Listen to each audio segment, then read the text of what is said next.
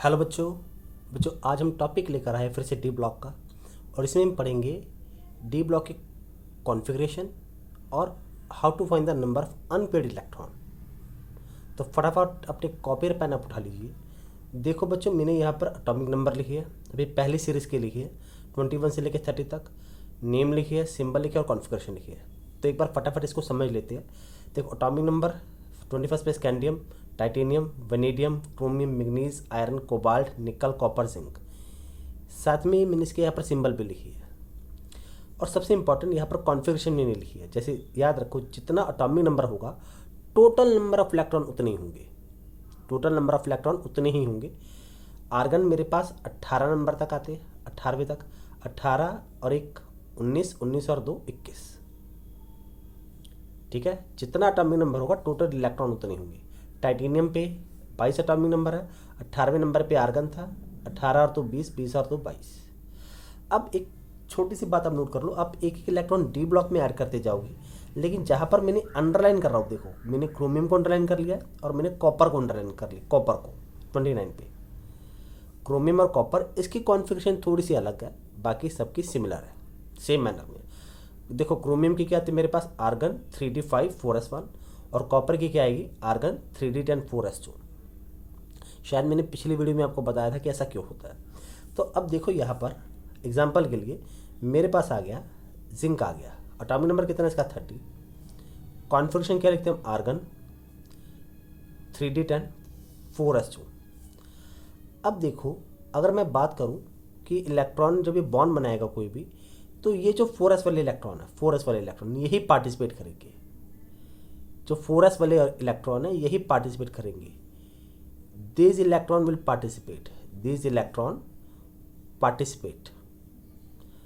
Participate in bond formation, in bond formation. लेकिन जो मेरे पास 3d वाला इलेक्ट्रॉन है, 3d वाला, ये पार्टिसिपेट नहीं करेगा। जो मेरे पास 3d वाला इलेक्ट्रॉन है ये पार्टिसिपेट नहीं करेगा। क्यों नहीं करेगा ये पार्टिसिपेट? देखो, जो 3d वाला है दिस विल नॉट पार्टिसिपेट, सिर्फ जिंक के केस में। This electron will not participate, this electron do not participate. अब ऐसा देखो है क्यों, इसको समझने के लिए ना जल्दी से यहाँ पर एक हम ऑर्बिटल पिक्चर डायग्राम बनाते हैं जिंक का। ये देखो, ऑर्बिटल पिक्चर हम डायग्राम बनाते हैं पहले जिंक का। देखो, जिंक का एटॉमिक नंबर कितना बताया था, 30। कॉन्फ़िगरेशन क्या थी जिंक की, आर्गन 3d10 4s2। डी में ऑर्बिटल 5 होती है, आप सबने बड़ा +1 से पढ़ रहे हो। डी में 5 ऑर्बिटल आती है, 1 2 3 4 5। उसके बाद एस आ गया, एस में 1 ऑर्बिटल है। डी में इलेक्ट्रॉन यहाँ पर 10 है, पहला इलेक्ट्रॉन, दूसरा, तीसरा, चौथा, पाँचवा, छठवां, ये पहले भर दिया, 7वां, 8वां, 9वां, 10वां। ये देखो, एस में 2 इलेक्ट्रॉन है। इसका जो डी ऑर्बिटल है it is fully filled. This G orbital, 3d orbital जो है, 3d orbital is fully filled, is fully filled. जो भी ऑर्बिटल अगर फुल्ली फिल्ड हो जाए, डी ऑर्बिटल जब भी फुल्ली फिल्ड हो, एग्जैक्टली हाफ फिल्ड हो, तो वो पार्टिसिपेट नहीं करेगा बॉन्ड फॉर्मेशन में। इसीलिए only 4s2 electron will participate in bond formation. तो इसका मतलब क्या है, अगर जिंक कोई भी जब कंपाउंड बनाएगा तो उसको ऑक्सीडेशन नंबर क्या आएगा, Zn+2। और इसके कॉन्फ़िगरेशन फिर क्या बनेगी, सिर्फ इसी ने पार्टिसिपेट किया था। ये जो 2 इलेक्ट्रॉन हट जाएंगे तो क्या बचेगा मेरे पास, आर्गन 3d10। अब जब मेरे पास आर्गन 3d10 आ गया तो इसके पास अनपेड इलेक्ट्रॉन कितने होंगे, how many unpaired electrons are there. देखो, क्या कोई अनपेड है, नहीं, ये पेयर्ड है, ये भी पेयर्ड है, ये भी पेयर्ड है, ये भी पेयर्ड है। पेयर्ड का मतलब देखो क्या है, पेयर्ड का मतलब देखो क्या, पेयर्ड इलेक्ट्रॉन का मीनिंग क्या है, double electron. Double means 2 electron in 1 orbital. अगर किसी एक ऑर्बिटल में 2 इलेक्ट्रॉन आ जाए तो वो क्या होंगे, पेयर्ड होंगे। और अनपेयर्ड कब होंगे, अनपेयर्ड इलेक्ट्रॉन। इसका मतलब क्या है, 1 electron in one orbital, in any one orbital, in any one orbital। अगर किसी भी एक ऑर्बिटल में एक भी सिंगल इलेक्ट्रॉन आ गया तो वो क्या होगा, अनपेयर्ड। तो यहाँ पर देखो Zn+2 के पास कितने अनपेयर्ड इलेक्ट्रॉन है, क्या कोई अनपेयर्ड है, नहीं। तो क्या लिखेंगे, Zn+2 ion does not have any unpaired electron.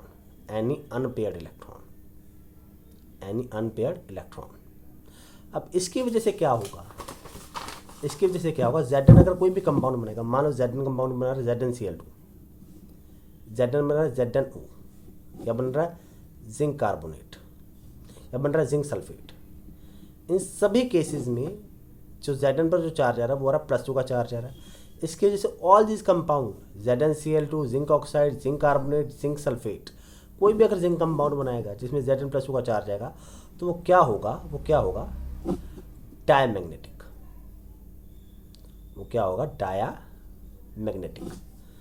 Diamagnetic और क्या होगा, कलरलेस। डायमैग्नेटिक के साथ क्या होगा, कलरलेस। क्लियर है, ये 2 पॉइंट अपने याद रखने हैं। पहले नंबर पे क्या होगा, डायमैग्नेटिक, और दूसरे नंबर पे क्या होगा, कलरलेस। अब मान लो एक और कंपाउंड हम लेते हैं, कोई और दूसरा लेते हैं जिसके पास अनपेयर्ड इलेक्ट्रॉन आए, जिसमें कोई एक भी मेरे पास अनपेयर्ड इलेक्ट्रॉन होना चाहिए। तो मान लो मेरे पास आ गया, तो ये देखो क्वेश्चन है मेरे पास, which of the following will be coloured. 4 मेरे पास ऑप्शन है, स्कैंडियम +3, जिंक +2, कॉपर +1, कॉपर +2, यहाँ पर +2 आएगा, कॉपर +2। इनमें से पूछा कौन सा कलर होगा। तो देखो कलर के लिए क्या कंडीशन होनी चाहिए, अनपेयर्ड इलेक्ट्रॉन होनी चाहिए। अनपेयर्ड मतलब एक भी अगर किसी ऑर्बिटल में सिंगल इलेक्ट्रॉन आ गया, एक भी इलेक्ट्रॉन अगर अनपेयर्ड रह गया तो वो क्या होगा, कलर होगा। क्लियर है। अब देखो यहाँ पर पहले मेरे पास क्या है, स्कैंडियम एटॉमिक नंबर 21, इसका सही पर सोल्यूशन ही लिख देते हैं 21। कॉन्फ़िगरेशन क्या थी, आर्गन 3d1 4s2। चार्ज कितना आ गया, +3 का। तो स्कैंडियम +3 के लिए क्या बनेगा, 3 इलेक्ट्रॉन बाहर जाएंगे, तो s में से जाएंगे, ओके चले गए। तीसरा इलेक्ट्रॉन फिर d में से जाएगा, चला गया। तो क्या बचा मेरे पास, आर्गन। d इलेक्ट्रॉन ही खत्म हो गया, d ऑर्बिटल ही खत्म हो गया। तो यहाँ पर तो कोई भी d इलेक्ट्रॉन नहीं है, अनपेयर्ड की तो बात ही छोड़ो। तो क्या लिखेंगे, since there is no unpaired electron in scandium +3, so it will be colorless।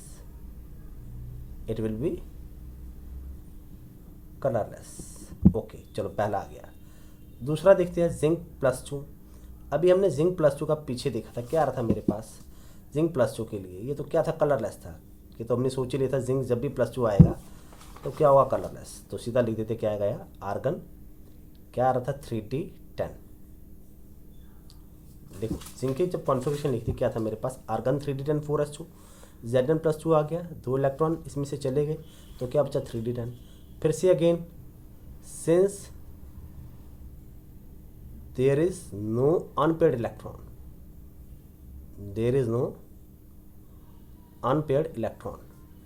so it will be colorless।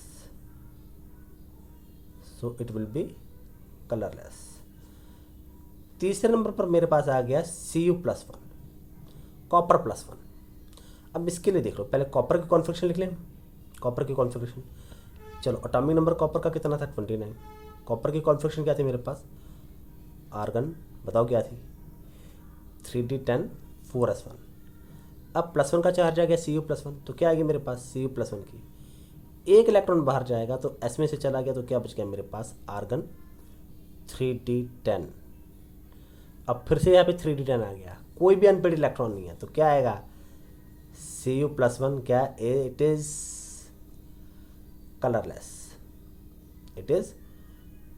याद रखो, अगर कोई भी अनपेयर्ड इलेक्ट्रॉन नहीं होगा तो ये क्या होगा, कलरलेस होगा। अब लास्ट में देखो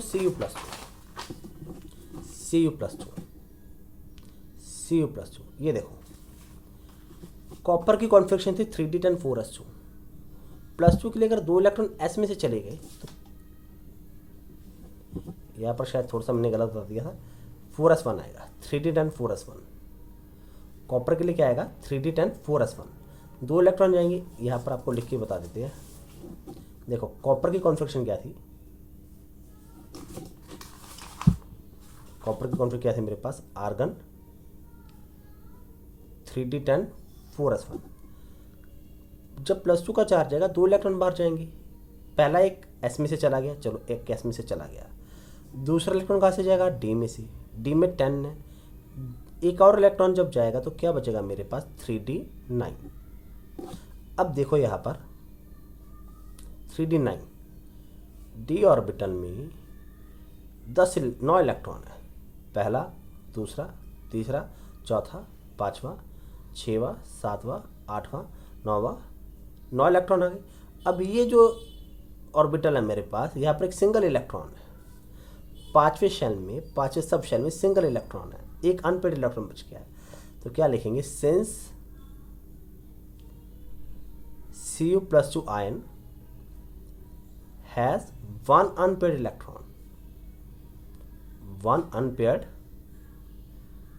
electron, in 3d subshell,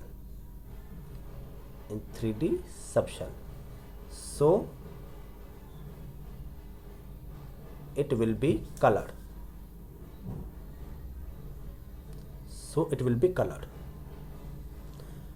I hope आपको पता चल गया होगा कि अगर आपने देखना कौन सा कलर है, कौन सा पैरामैग्नेटिक है, तो उसके लिए क्या चाहिए, मुझे अनपेड इलेक्ट्रॉन चाहिए। तो देखो 2 कंडीशन मेरे पास देंगी, अगर कहीं भी एनी अनपेड इलेक्ट्रॉन आ गया, एनी अनपेड इलेक्ट्रॉन, तो वो क्या होगा, कलर्ड होगा, और क्या होगा, पैरामैग्नेटिक होगा।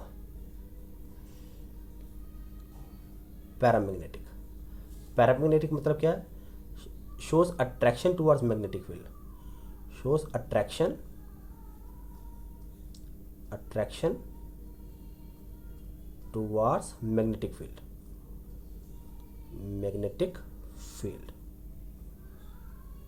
Okay, shows attraction towards magnetic field. अगर कोई भी अनपेड इलेक्ट्रॉन नहीं आया तो क्या आएगा, डायमैग्नेटिक, और क्या होगा, कलरलेस होगा। अब देखो कई बार क्वेश्चन मेरे पास किस तरह से आ जाता है कि किसका मैग्नेटिक मोमेंट ज़्यादा है। एक पॉइंट और लिख लो, more the number of unpaired electron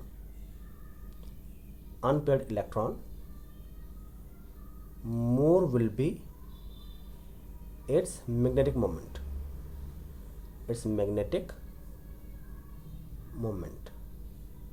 जितने ज़्यादा अनपेड इलेक्ट्रॉन ज़्यादा होंगे उतना ही ज़्यादा इसका मैग्नेटिक मोमेंट होगा, ठीक है।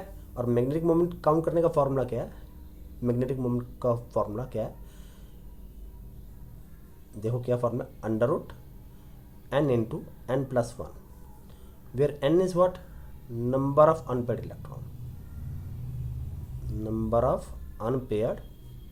electron, ठीक है। एक छोटा सा पॉइंट आप और देख लो कि मान लो क्वेश्चन आ गया, how many unpaired electron in the following cases,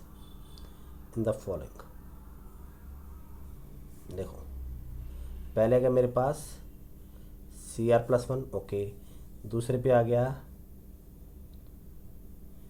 Mn+2, तीसरे पे आ गया Fe+2, चौथे पे आ गया Fe+3।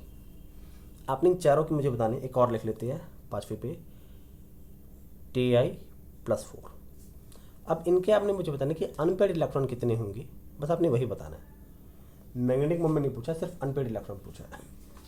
देखो बहुत आसान है, यहाँ पे साइड पे यहाँ पर एलिमेंट लिखते हैं। देखो पहले कौन सा था मेरे पास, क्रोमियम, मैंगनीज, आयरन, कॉपर। देखो तब तक आप काउंट करके देखो कितने आते हैं आपके पास अनपेड इलेक्ट्रॉन।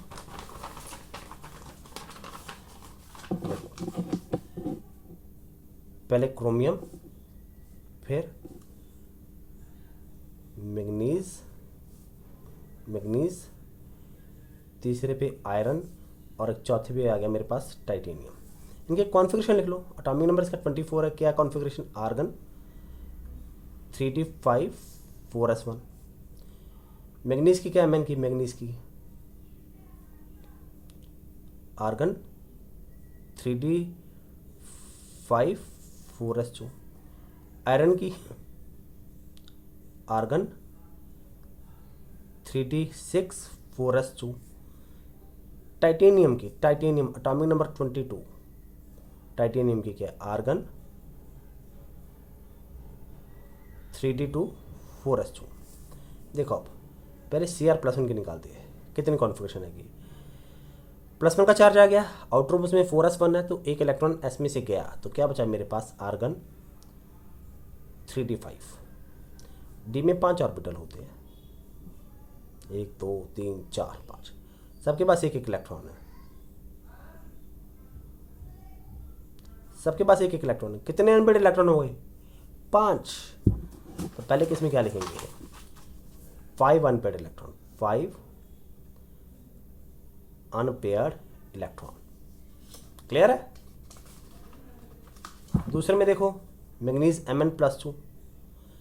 मैग्नीज की वैसे कॉन्फ़िगरेशन क्या थी? Argon 3d5 4s2। 2 electron s में से जाएंगे तो क्या बचेगा? आर्गन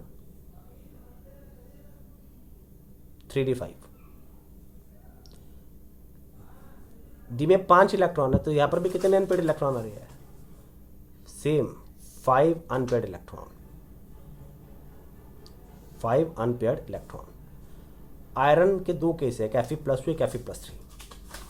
एक Fe+2 एक Fe+3 आयरन के लिए। Fe+2 2 इलेक्ट्रॉन, +2 का चार्ज है कि 2 इलेक्ट्रॉन बाहर जाएंगे। कहाँ से जाएंगे? 4s में से। s में से गए तो क्या बचा? Argon 3d6। अब देखो 3d6 है मेरे पास, 1 2 3 4 5 6 इलेक्ट्रॉन है। पहला इलेक्ट्रॉन, दूसरा, तीसरा, चौथा, पांचवा, ये छठा इलेक्ट्रॉन आ गया। अब सिंगल इलेक्ट्रॉन कितनी है?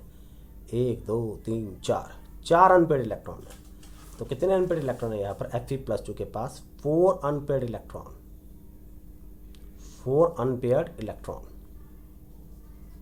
Fe+3 का अगर आ जाए, Fe+3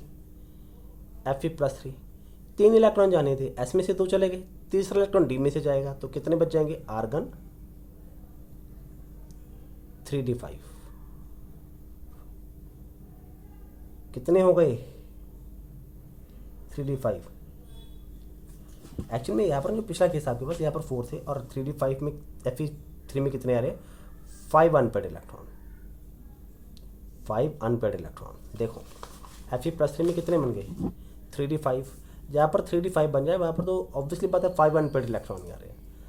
अब Ti+4 4 इलेक्ट्रॉन जाएंगे, 2 s में से गए, 2 d में से गए, क्या बचा? Argon 3d0 4s0। ख़त्म ही हो गए, कुछ नहीं बचा, सिर्फ आर्गन बचा। तो कितना आएगा? 0 unpaired electron. 0 unpaired electron. Okay. अब अगर आपसे पूछ ले कि इनमें से बताओ डायमैग्नेटिक कौन सा? डायमैग्नेटिक तो क्या आएगा? Ti+4। Ti+4 is what? Diamagnetic. ये मैग्नेटिक फील्ड की तरफ कोई अट्रैक्शन नहीं करेगा और क्या होगा इस साथ के साथ? Diamagnetic and colourless. बाकी तीनों क्या थे बाकी चारों क्या मेरे पास? Colour compound. और मैग्नेटिक मोमेंट किसका ज़्यादा होगा? मैग्नेटिक मोमेंट किसका ज़्यादा होगा? मैग्नेटिक मोमेंट क्रोमियम के पास 5 अनपेड इलेक्ट्रॉन है, मैग्नीज के पास 5 अनपेड इलेक्ट्रॉन है, Fe+3 के पास 5 अनपेड इलेक्ट्रॉन है। तो इन तीनों का मैग्नेटिक मोमेंट क्या आएगा? इक्वल आएगा। इक्वल। इन तीनों का मैग्नेटिक मोमेंट क्या आएगा? इक्वल आएगा। ये देखो मैग्नेटिक मोमेंट निकालने का फॉर्मूला क्या था? अभी बोला था, √n×n+1। n की वैल्यू अगर 5 आ जाए, 5 अनपेड इलेक्ट्रॉन आ जाए, तो क्या आएगा मेरे पास? √5 × 5 + 1 क्या आ गया? 5 इंटू 6 क्या आ गया मेरे पास, √30। ठीक है, 30 BM बोहर मैग्नेट्रॉन। तो इस तरह से आपका आज का टॉपिक था कि how to find unpaired electron, specially magnetic character और अदर प्रॉपर्टीज़ के बारे में। बेटे इसमें से कोई क्वेश्चन आपको आ सकता है एमसीक्यू फॉर्म में, तो कॉन्फ़िगरेशन आप अच्छे से याद कर लेना और प्रैक्टिस करना। Practice makes a man perfect. अगली वीडियो में मिलेंगे। कोई डाउट हो तो कमेंट में पूछना। अगर वीडियो अच्छा लगा हो तो लाइक कर देना। Thank you, goodbye, good night.